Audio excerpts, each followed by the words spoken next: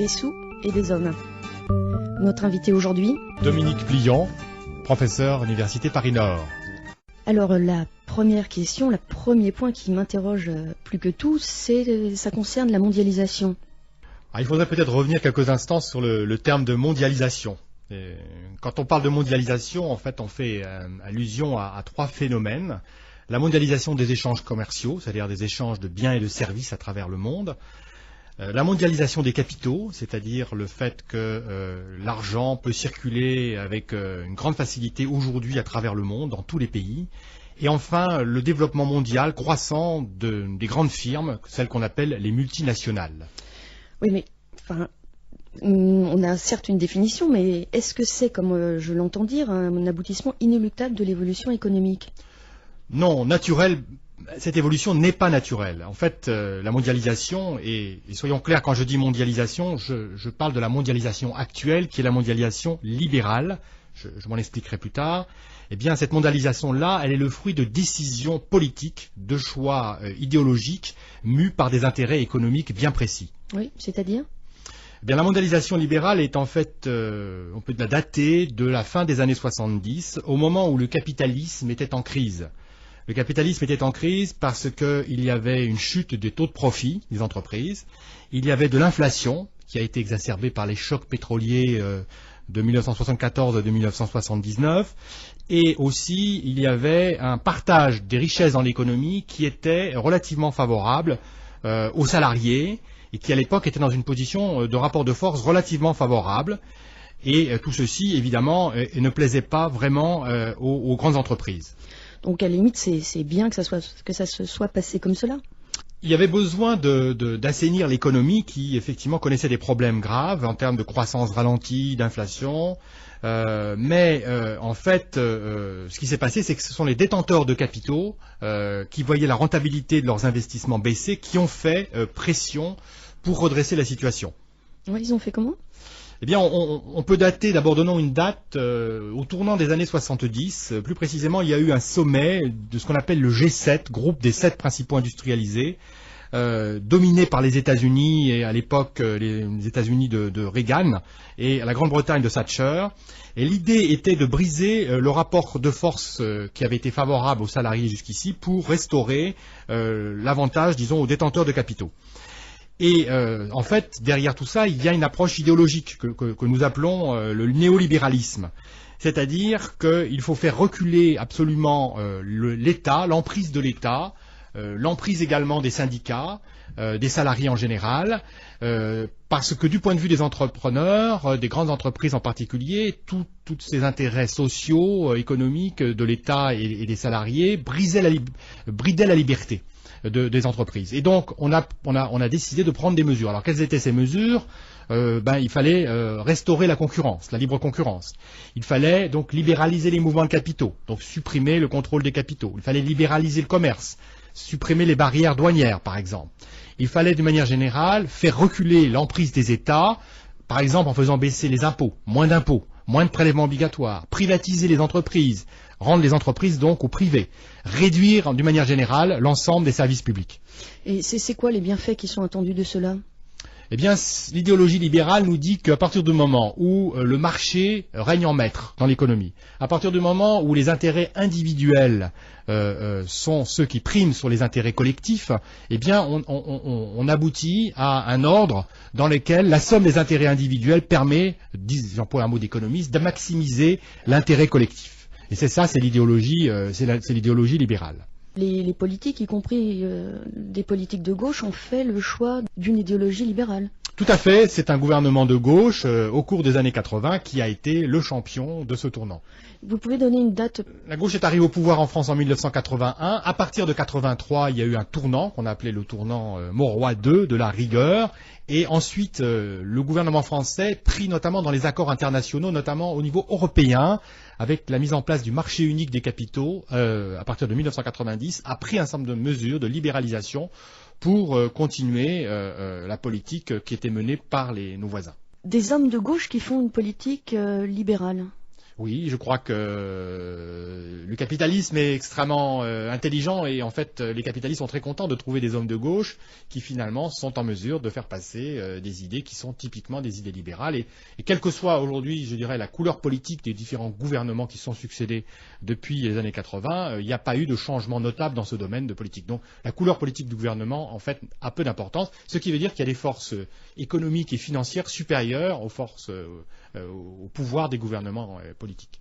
J'ai pas très bien compris en quoi la mondialisation permettait une restauration des profits des entreprises. Alors, je dirais qu'il y a peut-être deux idées à retenir à ce sujet-là qui me semblent importantes. C'est que premièrement, la mondialisation, c'est donc le recul de l'État, donc le fait de donner plus d'importance aux entreprises, plus de liberté à celles-ci également, pour faire ce qu'elles veulent en quelque sorte. Et donc, ce qu'elles veulent, par exemple, dans les politiques salariales. On organise une situation dans laquelle le rapport de force devient nettement plus favorable aux patrons par rapport aux salariés et aux organisations syndicales. Donc évidemment, la maîtrise des coûts salariaux, principale charge pour les entreprises, est rendue beaucoup plus facile. L'État recule en quelque sorte dans son rôle de régulateur et laisse le champ libre aux entreprises. Est-ce que vous pouvez préciser en quoi le rapport de force est inversé à cause de la mondialisation? Bien, le rapport de force est inversé parce que, pour plusieurs raisons. D'abord, on a donné l'État se reculant. Avant, nous vivions dans une économie. Peut-être qu'il faut revenir dans la période antérieure. Dans la période antérieure, il y avait trois grands partenaires dans l'économie, si on peut dire cela. Il y avait l'État, il y avait les salariés et les organisations syndicales qui les représentent, et il y avait les entreprises. L'État était là pour réguler, pour créer une situation d'équilibre, soit par la loi, soit par des interventions directes entre les salariés et les entreprises, notamment réguler ce qu'on appelle le rapport capital-travail. L'État reculant et décidant de laisser la main aux entreprises, eh bien, celles-ci ont occupé le terrain et ont pris désormais un ascendant plus grand sur les salariés, les organisations syndicales qui n'avaient plus en quelque sorte la protection ou l'aide de l'État pour créer un rapport de force à peu près équilibré. Ça se manifeste comment? Par la mise en concurrence internationale des salariés, par exemple? La mondialisation, c'est effectivement aussi une autre chose, c'est l'ouverture des frontières. Et à partir du moment où on ouvre les frontières, il y a un impératif qui devient majeur, c'est la compétitivité. La compétitivité, c'est-à-dire de produire moins cher et de meilleure qualité que les concurrents. Et la compétitivité a été utilisée comme un argument par les entreprises, compétitivité imposée par la mondialisation, pour peser sur les coûts salariaux, pour remettre en cause un certain nombre d'avantages sociaux qui coûtaient aux entreprises. Et donc la mondialisation, de ce point de vue-là, est un instrument extraordinaire, un argument tout à fait puissant aux mains des entreprises face aux salariés. Alors l'autre raison, je veux répondre aussi, tout à l'heure j'ai dit qu'il y avait deux raisons pour lesquelles la mondialisation et les nouvelles politiques mises en place par les pouvoirs publics favorisent l'entreprise. Il y a une autre raison qui est la suivante, c'est que dans la mesure où l'État recule, il va donner un espace plus grand aux entreprises qui vont désormais coloniser d'autres espaces de l'économie de la société. Et c'est notamment les privatisations. Donnons un exemple. L'eau, par exemple, qui avant était essentiellement un bien produit par des régies municipales et donc géré et contrôlé par des autorités publiques, est désormais privatisé. Vivendi a fait une grande partie de sa fortune, et aujourd'hui fait une grande partie de sa fortune sur le commerce de l'eau, dont le prix, soit dit en passant, a augmenté dans des proportions vertigineuses. Or, l'eau, et ça sera d'ailleurs un débat, je pense, de ce siècle, de ce 21e siècle qui commence, est peut-être considéré comme un bien public. Et donc, on peut se poser la question de savoir pourquoi est-ce qu'on a laissé des groupes privés, dont le seul objectif est de faire du profit, s'approprier ce qui est un bien public international. Je suis toujours un petit peu monomaniaque. Tout à l'heure, on parlait de restauration des profits. C'est bien dans ce but-là, au départ, que la mondialisation s'est mise en place. Donc, est-ce qu'effectivement, la mondialisation n'était pas une nécessité ? La mondialisation n'était absolument pas une nécessité de ce point de vue-là. C'est-à-dire que les profits baissaient, mais ils n'étaient absolument pas catastrophiques. Donc, simplement, les détenteurs du capital financier se sont dit, à un moment donné, il faut que ces profits arrêtent de baisser. Nous sommes dans un rapport de force international, notamment, qui ne nous est pas très favorable. Il faut inverser la machine.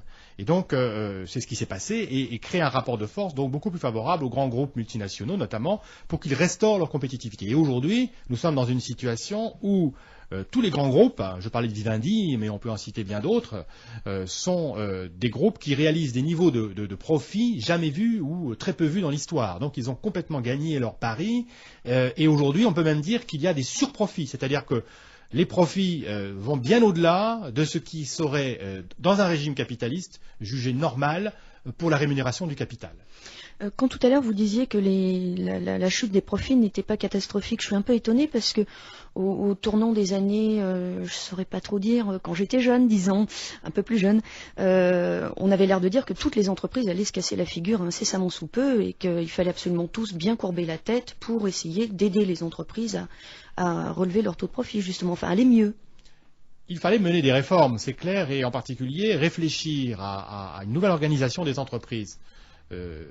Il y a des raisons à cela, notamment les nouvelles technologies, qui est un élément, je crois, tout à fait important pour comprendre le nouveau capitalisme et la mondialisation.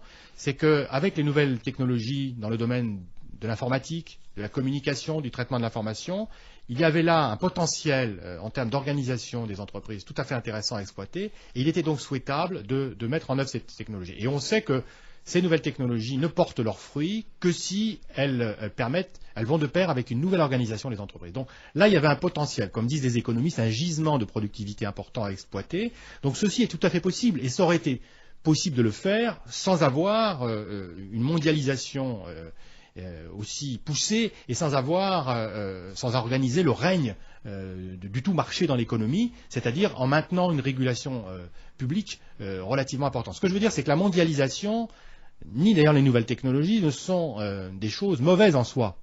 La question, c'est qu'est-ce qu'on en fait et au profit de qui? Et clairement, aujourd'hui, nous sommes dans un univers où on a basculé dans une situation où c'est tout pour le profit, tout pour le marché, tout pour les actionnaires. Et là, visiblement, on est passé dans un monde qui est tout à fait inacceptable pour la grande majorité de la population. 80% de la population mondiale est relativement exclue de ce nouveau partage des richesses. À l'YFM 93.1 et des sous et des hommes avec Dominique Plion. On parlait tout à l'heure donc de la mondialisation, mais ce qui m'intéresse toujours dans cette émission, c'est de voir quelles sont les incidences sur la vie quasiment pratique des gens, enfin la vie de tous les jours. Quelles sont les incidences de cette mondialisation sur la vie quotidienne des gens? Je crois que, à mon sens, l'incidence la plus importante, c'est que désormais, l'entreprise a pris le pouvoir. C'est l'entreprise qui régule l'économie, mais bien au-delà, la société. Ou, pour dire les choses un peu différemment, mais cela revient au même, c'est l'économique qui a pris le pas sur le politique et qui a pris le pas sur le social. C'est-à-dire que tout est subordonné aujourd'hui à la réussite de l'entreprise, à sa capacité à accumuler des profits, et tout en découle. C'est-à-dire que notre vie de salarié, mais aussi de consommateurs, mais aussi de citoyens, sont complètement subordonnés aux intérêts supérieurs de l'entreprise multinationale en particulier. Est-ce qu'on peut préciser de façon presque pratique là aussi? Qu'est-ce que ça peut... Eh bien, peut-être ce qui concerne tout le monde, c'est la vie de consommateur, par exemple. Pour ceux qui n'ont pas encore un travail ou qui n'en ont plus, la vie de consommateur, on voit bien que tous les produits qui nous sont proposés sont des produits relativement performants, d'ailleurs sur le plan technologique, par exemple, les nouveaux produits, mais tout est fait pour que nous soyons captifs des entreprises, quand nous achetons un téléphone portable, comme quand nous prenons un abonnement, par exemple, pour une chaîne de télévision, etc. Et une fois que nous sommes captifs, l'entreprise cherche à nous extorquer un maximum de paiements par l'intermédiaire, donc de cotisations diverses, etc., sans que d'ailleurs nous en rendions compte tout le temps. Donc tout est fait pour que le consommateur soit pieds et poings liés face à l'entreprise. Et que c'est le cas pour les jeunes, c'est le cas pour les retraités et c'est le cas pour en fait l'ensemble de la population. C'est même rigolo parce que il est un temps par exemple où les personnes qui voyageaient avec la SNCF étaient des usagers par exemple, ce sont devenus des clients et même chose pour EDF, GDF. Enfin il y a une sorte le citoyen maintenant est vu plutôt comme un consommateur. Enfin, on parle d'ailleurs de consommateur citoyen si je ne me trompe pas. Donc en fait, il y a deux choses qui rentrent en ligne de compte. D'abord, il y a le client, ça fait intervenir la notion de commercial et de guerre commerciale que se livrent les entreprises, ou la SNCF par exemple par rapport aux compagnies aériennes. Bon. Et puis le client, c'est aussi quelqu'un que l'on voit uniquement comme un objet de profit. C'est-à-dire qu'on voit chaque individu comme un objet de profit sur l'ensemble de sa vie d'ailleurs, on fait des études de marché dans ce sens, et beaucoup moins comme quelqu'un qui est un être complexe, qui a un certain nombre de besoins, pas tous marchands. Et en quelque sorte, le client, c'est nous ramener à un objet marchand. Mmh. Et si on évoquait aussi les personnes, les groupes plutôt, qui s'opposent à la mondialisation, Alors, je n'aime pas beaucoup, je voudrais rectifier les choses. Je crois que il ne faut pas dire que la mondialisation ou les gens qu'on présente, qu'on montre du doigt, sont opposés à la mondialisation. Bien souvent, ce sont des gens qui sont opposés à la mondialisation actuelle, la mondialisation libérale qui en fait aboutit à la domination donc des grandes entreprises et des intérêts financiers. Bon, il y a d'autres formes de libéralisation, plutôt de mondialisation envisageables. Mais bien sûr, il faut les construire. C'est une mondialisation, par exemple, fondée non pas tant sur la concurrence, mais fondée davantage sur la solidarité, dans laquelle l'individu est vu comme un tout, l'homme est vu comme un tout, et on cherche à provoquer, à assurer son épanouissement, plutôt que de le voir comme un objet de profit. Et à ce sujet, je crois que le grand danger de la mondialisation actuelle, contre laquelle un certain nombre de groupes, et au premier rang desquels, je dirais, des associations comme Attac, mais bien d'autres, à travers le monde, se battent, eh bien, c'est la marchandisation. C'est-à-dire, qu'est-ce qu'on entend par là? On entend par là le fait qu'aujourd'hui, tous les espaces de notre vie, que ce soit les espaces économiques, sociaux, culturels, sont colonisés par les entreprises qui cherchent à pénétrer sur tous ces domaines de notre vie, parfois notre vie personnelle, pour essayer d'en tirer un profit maximum. Et donc, on le voit par exemple, c'est là où c'est peut-être le plus choquant, et ça sera vraiment un problème grave pour l'avenir, c'est la marchandisation du vivant, dans le domaine des nouvelles technologies, du vivant, des biotechnologies. Et donc là, il y a un danger, et je pense que nos luttes futures, à tous en tant que citoyens, devront s'orienter contre ce danger, ce fléau qui est probablement le fléau le plus grave de ce début du XXIe siècle, c'est la marchandisation, qui est une conséquence directe de la mondialisation, c'est-à-dire du pouvoir sans partage donné aux grandes entreprises multinationales. Est-ce qu'en France, il y a d'autres organisations qu'Attac qui luttent contre cette forme de mondialisation, à votre connaissance? Oui, il y a beaucoup d'associations qui ont existé d'ailleurs bien avant Attac, notamment tournées vers le développement, car le grand problème dans le monde aujourd'hui, c'est les inégalités dans le monde et la question du développement. Je disais tout à l'heure que 80% de la population mondiale est très largement exclue des richesses qui s'accumulent aujourd'hui. Et donc, il y a des associations comme Agir ici, comme le CADTM, comme aux États-Unis aussi, il y a des associations qui critiquent donc le système actuel. De même, il y en a en Grande-Bretagne, il y en a en Belgique, il y en a en Suisse. Donc, je dirais qu'il y a une pléiade d'associations, Attac étant une des plus récentes. D'accord. Donc, si on veut lutter contre la mondialisation, c'est possible. Je crois que, pour ma part, je suis aujourd'hui relativement optimiste. Je l'étais peut-être moins il y a quelques années. Je crois qu'on voit qu'il y a une prise de conscience de l'opinion internationale et que se met en place ce qu'on appelle, peut-être un peu pompeusement, une société civile internationale, c'est-à-dire dans les différents pays, au nord comme au sud, à l'est comme à l'ouest d'ailleurs, des citoyens qui ont pris conscience dans les problèmes, s'organisent, réfléchissent ensemble, font des contre-propositions et s'organisent en contre-pouvoir. Ce dont on a besoin aujourd'hui, la démocratie est fondée sur l'équilibre des pouvoirs et ce qu'on a perdu à cause de la montée en puissance des entreprises et du capitalisme en général et de la mondialisation. Il faut organiser des contre-pouvoirs, les ONG, les organisations non gouvernementales, étant un des éléments de ce contre-pouvoir nécessaire. Est-ce qu'actuellement il y a une alternative construite à la mondialisation libérale ou est-ce qu'on en est encore à des pistes de recherche C'est entre les deux. C'est-à-dire qu'il y a un modèle, pour employer un mot un peu abstrait, qui porte un nom qu'on appelle le modèle du développement durable ou de l'éco-développement, quelque chose qui a été élaboré progressivement depuis les années 1980 dans le cadre des Nations Unies. Les Nations Unies, donc organisation internationale, cherche à promouvoir un certain nombre d'objectifs, à la fois sociaux, écologiques notamment, et à construire un modèle, c'est-à-dire une conception du monde, dans lesquels on cherche à rétablir les équilibres écologiques, parce que si les choses continuent dans le domaine écologique comme maintenant avec la pollution, le gaspillage, le monde va à sa perte, les générations futures n'auront plus d'écosystème, et également dans le domaine social, les deux étant liés, c'est pour restaurer supprimer les inégalités qui se sont gravement aggravées ces dernières années.